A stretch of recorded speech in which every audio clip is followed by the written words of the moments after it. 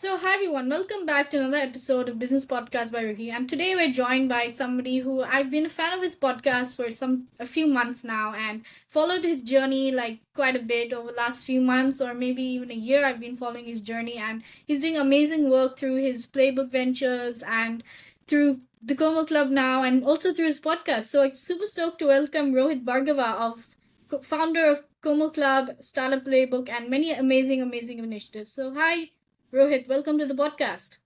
Hi, Roohi. Thanks so much for the kind words and thanks for having me on the show. Amazing. So let's get started. First, I wanted to kind of get into like Como Club. Like, what was the genesis? Like, how did it start? And what's its future? Like, I saw recently on LinkedIn that you kind of shared about like how you were opening up the wait list or the application. So I wanted to kind of understand first, like, how did you kind of start this new founder initiative kind of thing? Yeah, so I would say the Coma Club is very different to a lot of other businesses that I've run. But, it kind of came a lot from my experience. So I've kind of been in the startup space for 10, 12 years now.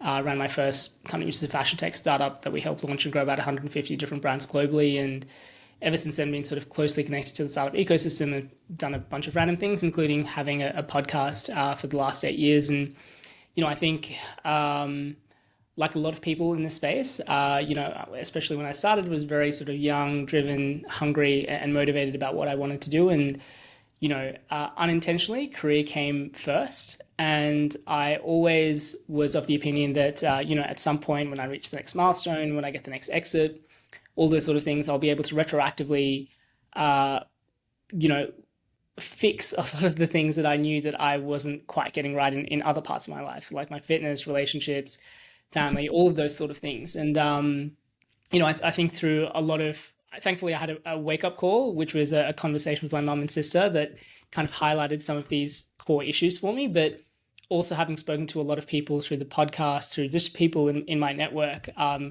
I just saw this kind of happen time and time again where, we are so laser focused on our business and career, but often so many other areas of our life are not where we want it to be. And, it's easy to kind of assume that at some point we'll fix that. But oftentimes people are spending 10, 15 years of their life neglecting their health, resulting in really dramatic events happening in their life, like going through divorce, not having a relationship with their kids, all of those sort of things. And so the whole initiative behind the Como Club was, I went through a bit of a journey for myself over the last 12 months in terms of trying to figure out what I wanted, what I want my life to look like. Which was spurned on by a wake-up call.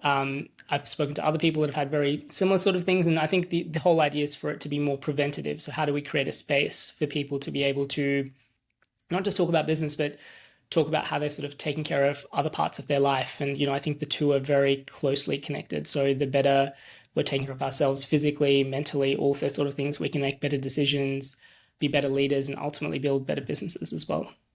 So, firstly, I just wanted to say congrats on launching this new venture. It's like quite Thank you. interesting to know how you've kind of started this journey, and it's not your first rodeo. This is like, I think, your second or third company. I think you started One Future Football with a few folks, and now you're starting this. Now my next question is more like, so how did you kind of convince people to go and apply, and like, what were some of the barriers that you were seeing, like people who may not have like who wanted to apply but then they couldn't, like what are some barriers that you anticipate as well, like going forwards?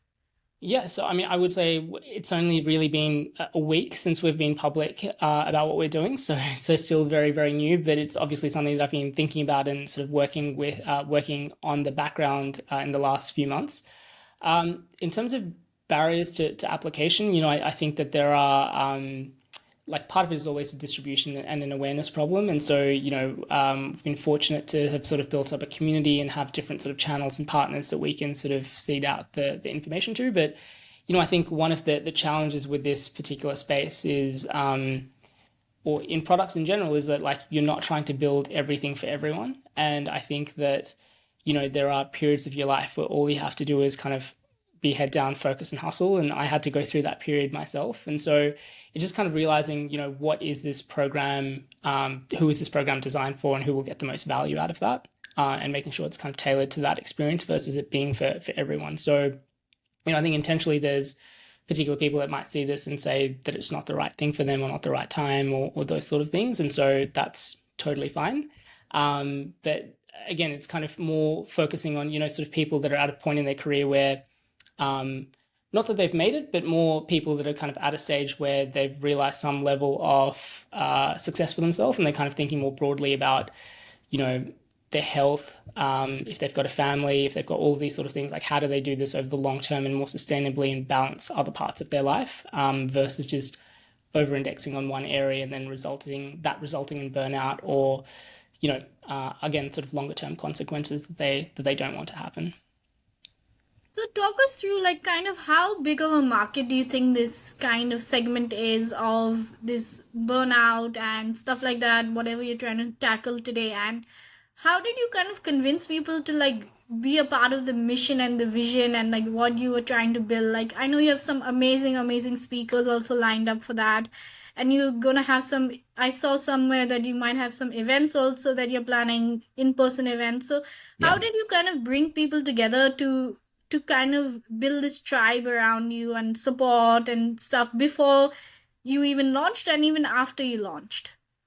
Yeah, great question. I mean, I think a large part of this is with any business, it's like, really being crystal clear on your mission and the pain point that you're sort of addressing. And, thankfully, this is not, talking to a lot of people, this is not a sort of uncommon or something that you have to point out to people. There's so many people that I had conversations with about wanting to speak to them about people that they knew or their portfolio, but everyone seemed to resonate with the problem in their own way, or like have their own version of those sort of things. And so I think when you hit something that is a really clear pain point for people and something that they haven't really been able to address, or something that they've seen happen repeatedly for themselves and people around them, I think that it's relatively easy to get people to buy into the problem that you're trying to address. And so you kind of touched on a lot of the speakers that we have. So, thankfully with quite a few of them, I have prior relationships with them through podcasts, interviews that I've done with them, or just people that I've known for a long time. But a large part of it is just, them understanding the mission of what we're trying to do, and them sort of resonating with the problem and them wanting to come in and help, because these are things that they've experienced themselves or they've seen firsthand. And so, I think there's a huge culture of wanting to give back to others. And so, yeah, again, it hasn't, thankfully, touch wood, it's been, relatively sort of easy sell for people in terms of really resonating with the problem and wanting to support or getting involved. That's amazing to hear kind of how the podcast also helped quite a bit. Like I know you started this podcast like 8 years ago and you're still at it and you're still publishing episodes. And I know I read somewhere on your LinkedIn that you went through like a phase where you didn't have any episodes published or something, and then you suddenly had that spark in you that kind of made you want to go back into podcasting.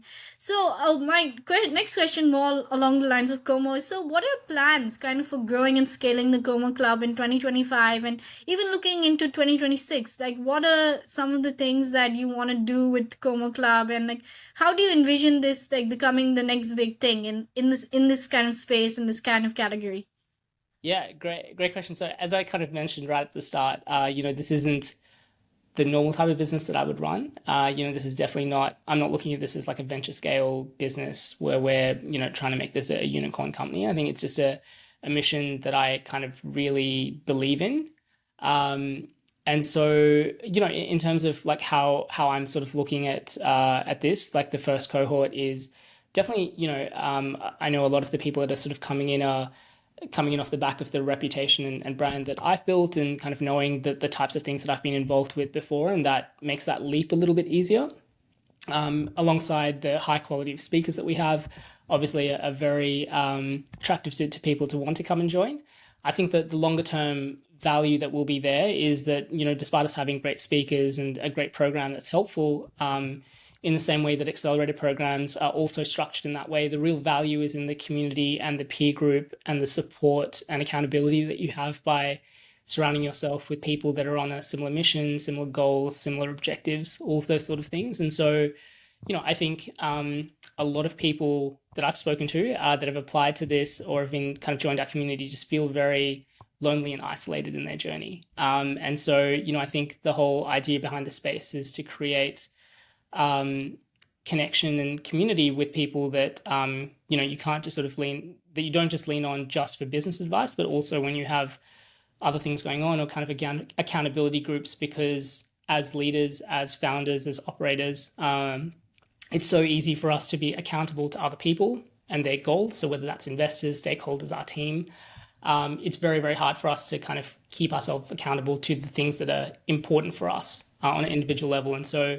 that's what we're trying to create through this group. And so in terms of, to answer your question, in terms of like plans, the plan is through cohort one, primarily we'll kind of keep a very Australian centric cohort, but we've already seen applications coming in from 4 continents, which we're really excited about. And then the plan from here is, we'll sort of, for future cohorts, we'll expand this out and really focus on building a global community around the Komo Club.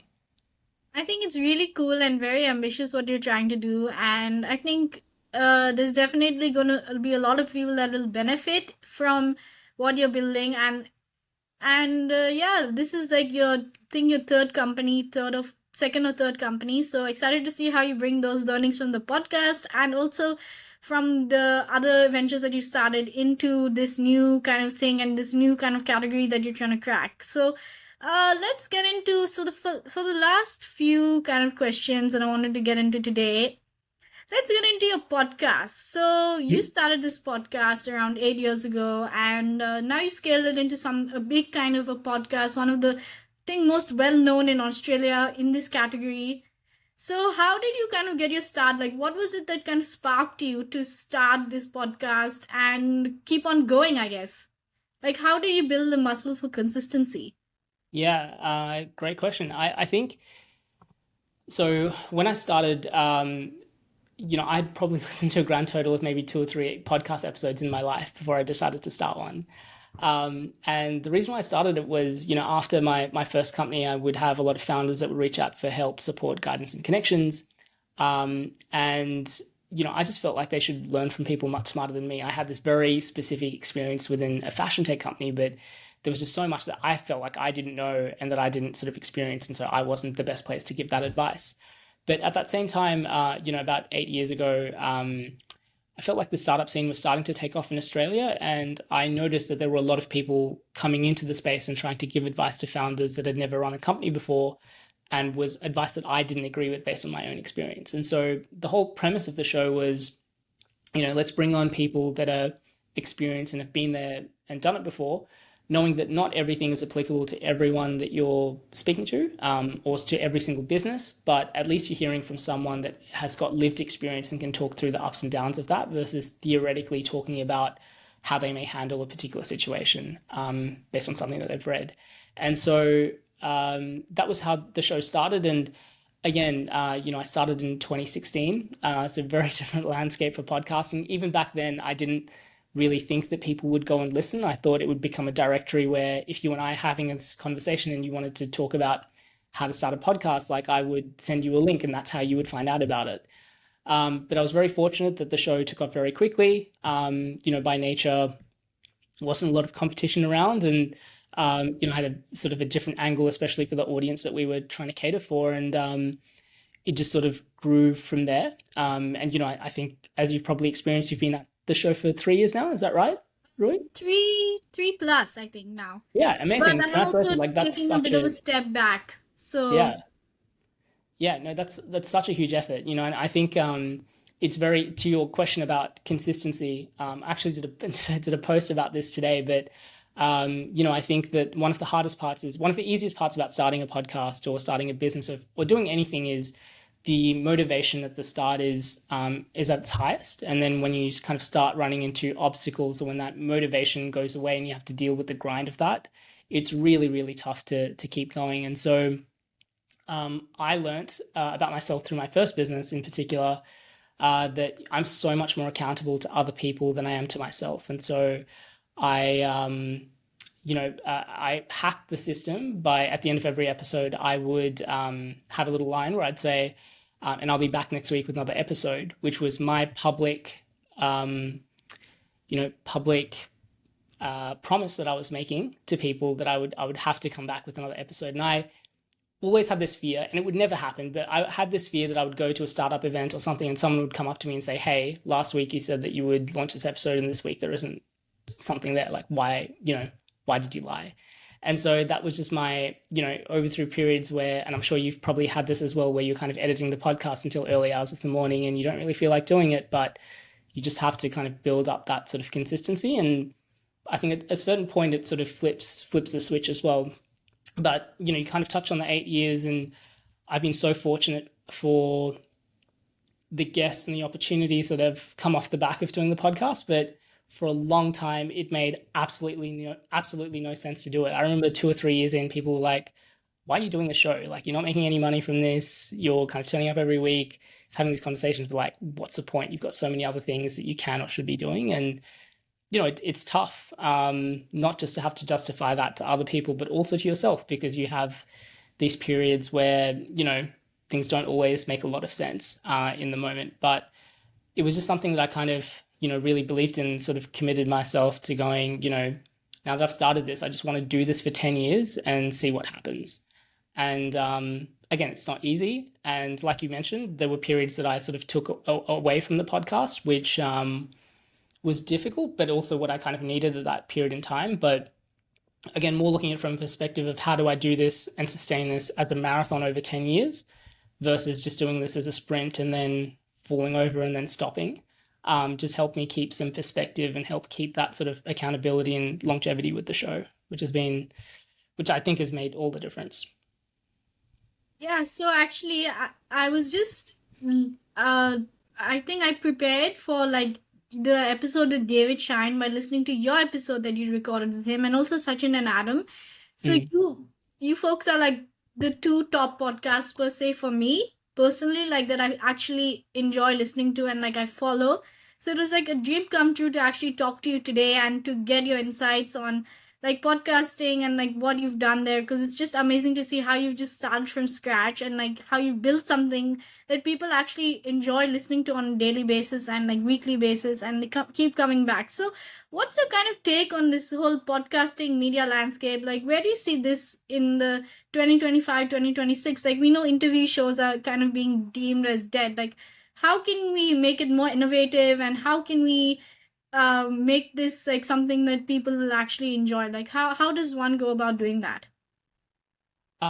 Yeah, well, first of all, again, thank you for the kind words and really appreciate what you've done. And, similarly, like just really appreciate your sort of hustle and grind that I've sort of seen over social media for the last few years as well. So, I know this kind of journey isn't easy, and, I think how public you are in terms of your own journey and learnings, I think so many people are getting a lot from it. So, congratulations and well done on everything that you're doing and the difference that you're making for a lot of people as well.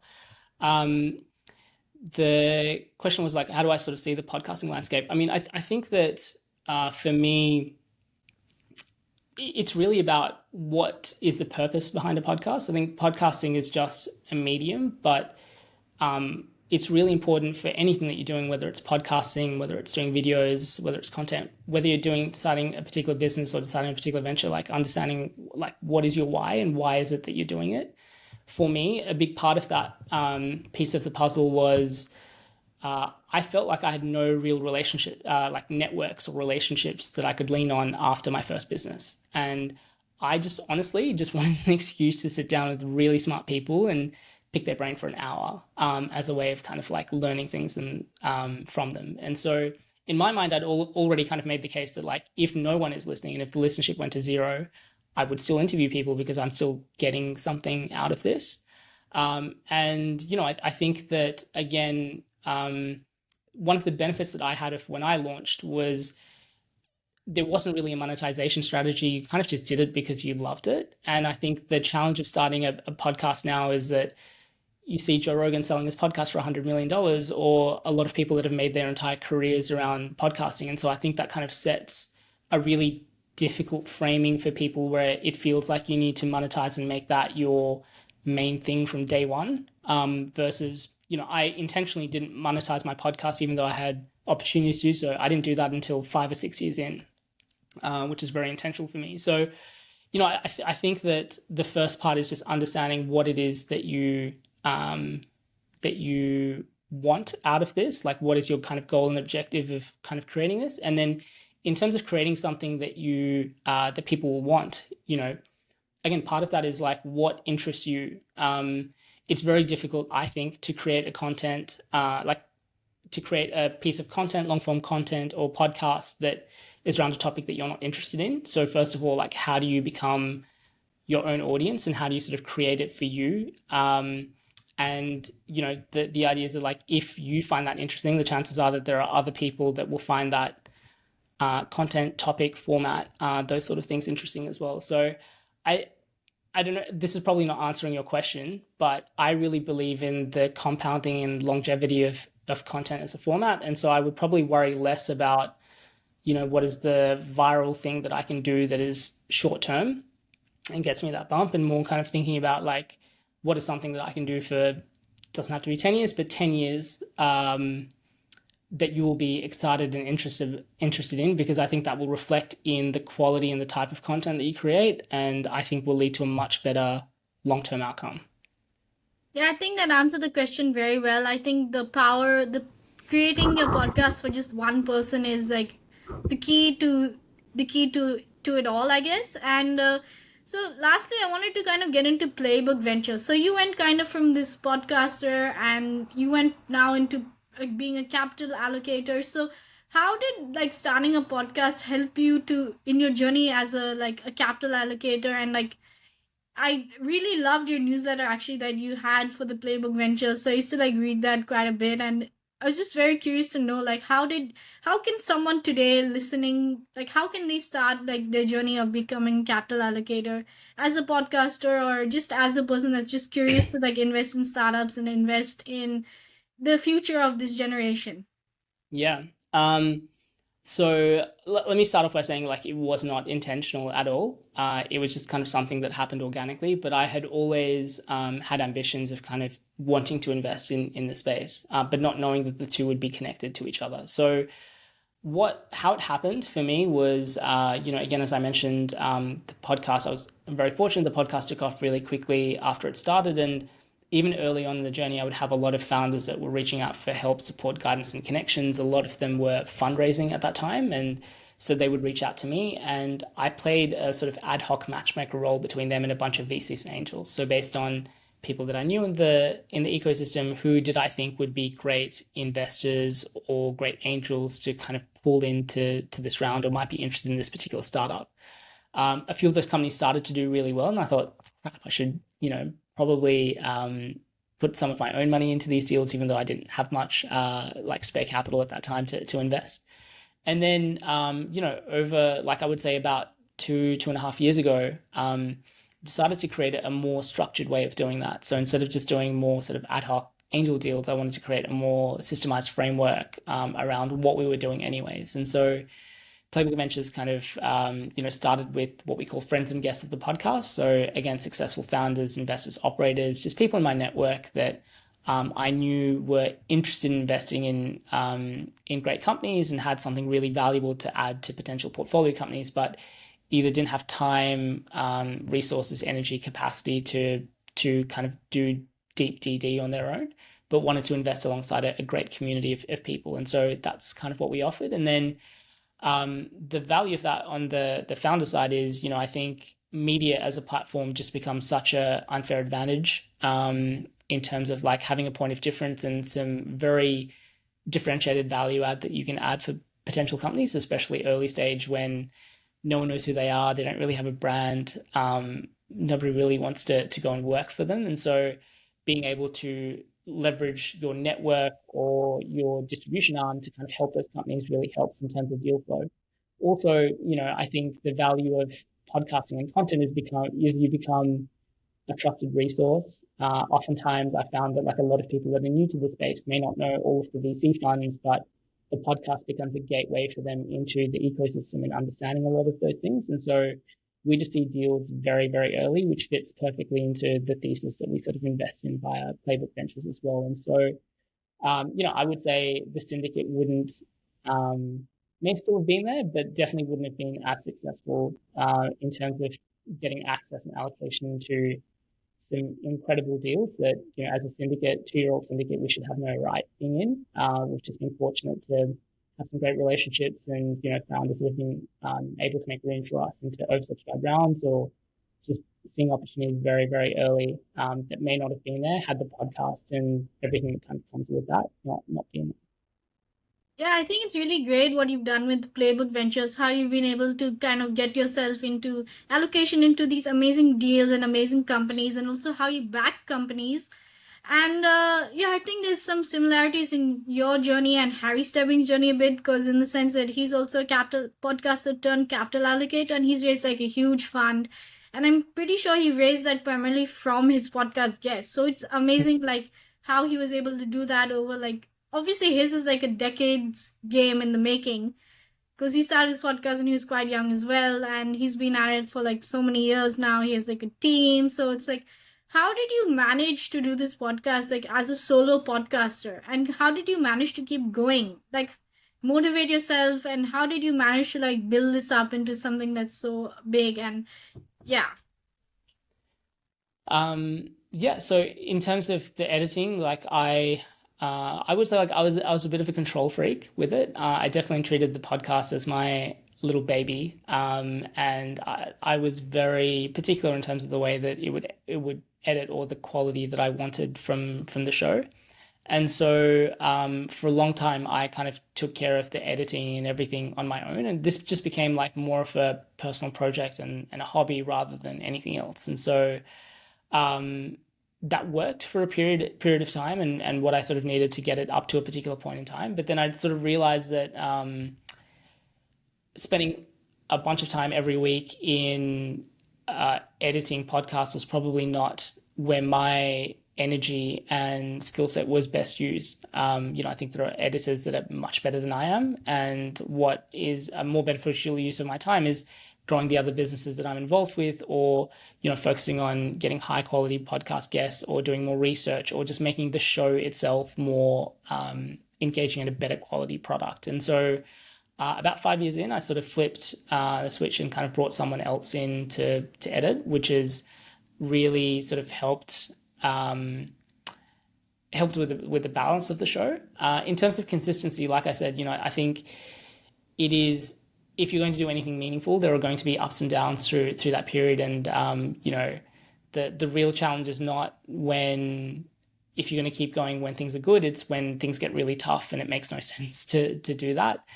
And again, like I think I just kind of kept it in the back of my mind that, this is just something that I've committed to over a long time period. And so it doesn't really matter what happens day to day or week to week. This is a long-term game, and I really believe in the overall thesis of what it is that I'm doing. And so again, I don't need to prove it to myself week in, week out by the download numbers. I will just trust the process and trust that if I keep putting out high quality episodes, that the listener base will continue growing, and that will kind of work. And there was a period that I took 9 months off the show, and I was worried that the podcast would completely drop off and no one would listen again.